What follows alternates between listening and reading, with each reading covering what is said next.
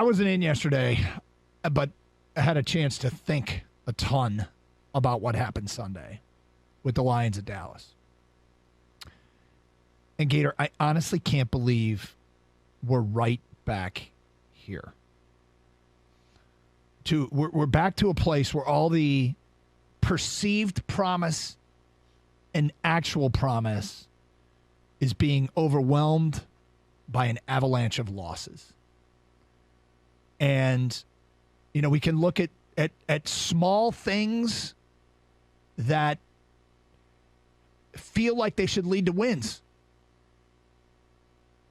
And yet other fires, other problems, other infernos, they just start up somewhere else.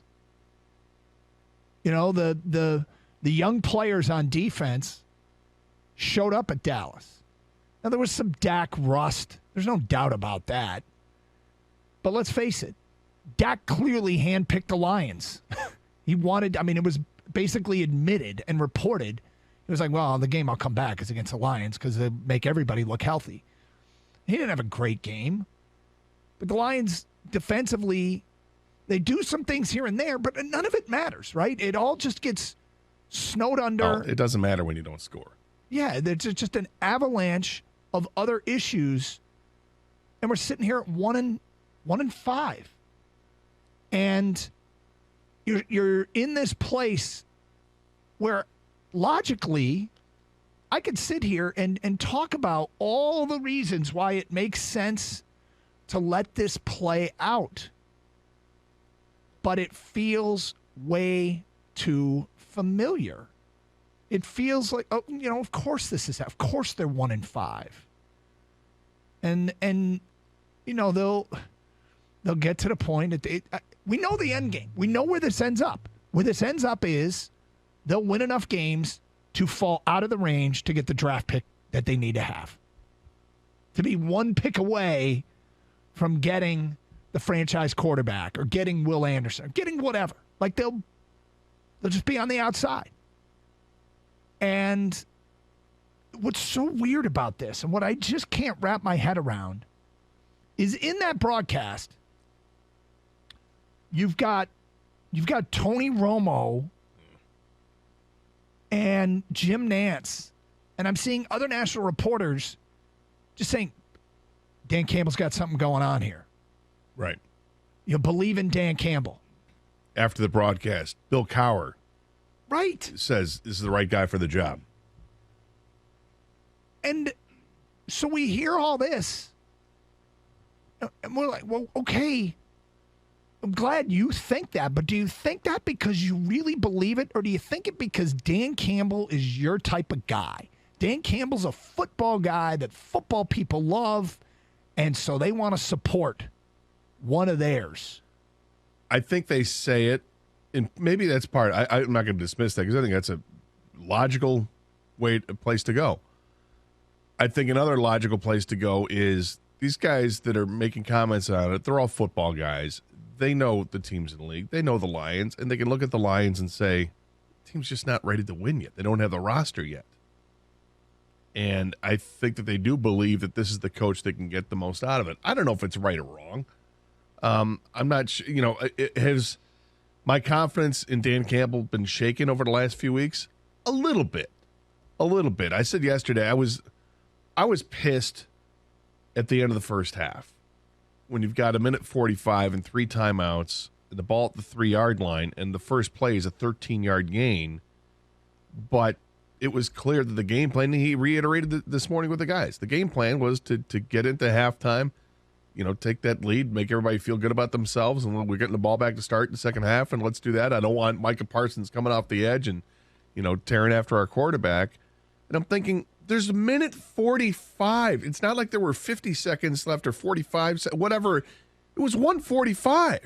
And after that run, had Jamal Williams run out of bounds instead of staying in bounds, there would have been, 1:38 and 3 timeouts left with the ball at your own 16-yard line. But that was the attitude they took into it. It seems like nobody had a problem with it except for me. Yeah. And I guess I'm on the island there, and that bothers me because there are other decisions he's made with the clock management, all that I've actually defended, and I haven't had much of a problem with it that everybody else seems to have a problem with. So there's a disconnect with me, right, and what the people are thinking on us in both situations. But this team, it's that balance of finding out where your offense is and what your defense is.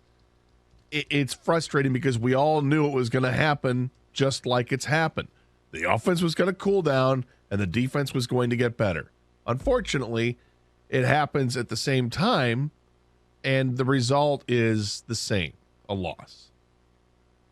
The sequence where Brock Wright was ruled short of the end zone. Because he was. Right, but doesn't get reviewed, which, okay. And Campbell said this morning, and, hey, we were going to have 4 shots from the one. I wasn't going to risk a timeout. Yeah. And he's kind of right, and they hand it to a guy who never fumbles. I mean, and he fumbles. That is like the most same old line. Like, I think same old lines is an overused term. Yeah. I mean, I use it specific to unique and incredible ways that the Lions find a way to lose a game, and I feel like that's the one. That was it. It was Jamal Williams, who never fumbles, fumbling. Right. At the 1 yard line. At the 1 yard line after a play that we at should the have moment gone for a touchdown. That we thought was a touchdown. Turns out it wasn't. I mean, it would have been more SOL-y if it was a touchdown. But, like, that shouldn't effing happen. No, it shouldn't. And then also what shouldn't happen is, and we did a little bit of it yesterday, it wouldn't have mattered if they challenged the spot, right? I mean, whether it's at the 1 yard line or the 6-inch line, I get it's closer. But what wouldn't have mattered is that they were still going to hand the ball off to Jamal Williams. Well, would a quarterback sneak have been in play? No. They were going to hand the ball off to Jamal Williams. That's what Jamal Williams does. He's got 6 touchdowns this year. This is what he does. And Dan Campbell said as much this morning. He's like, he's been very successful. That's what we do. We hand the ball off to Jamal, and he should score. But he fumbled. But I was thinking about Jamal Williams. Remember Jamal Williams on Hard Knocks speaking to the team about how last year stung him, and he's very in tears. impassioned about it, yeah. And I'm like, you can't fumble there. Of course he can't. And you're the, of course he can't. But he's human. I know he's human, but Doug, your point is you specifically can't fumble there right, because you're the one. It breaks our heart that he's the one that did it. The most impassioned player on the team, right? The guy who cried on the cameras, in front of the cameras. And how important it was. Yes.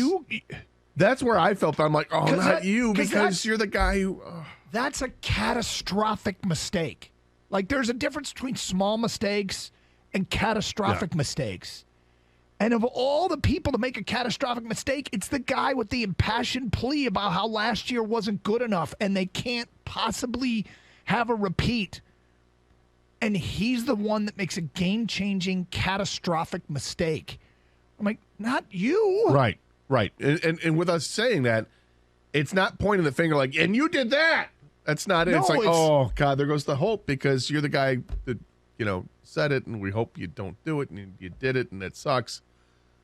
The silver lining to that, if there's any silver lining to that, is that the defense stepped right up and got to stop. But I know. The silver linings and the like I said, the promise and the perceived promise all just gets overwhelmed by an avalanche of losses.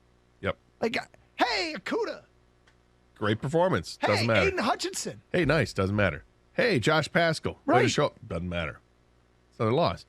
It matters for the defense if they can start to improve from this point, right? Yep. Like, the bye week did them good. They readjusted some things. They tweaked some things. And they came out and they played, as Dan Campbell said this morning, they played winning football. The defense did. They did. Build off that, and then maybe we'll be talking about, hey, how the defense is so great. But the offense will get better. They're going to get Swift back. St. Brown is likely to be back on Sunday. Hopefully Swift plays on Sunday as well. Not having those guys does make a difference. But the guy we're talking to at 10:30, well, he's the guy that has to really take that step forward.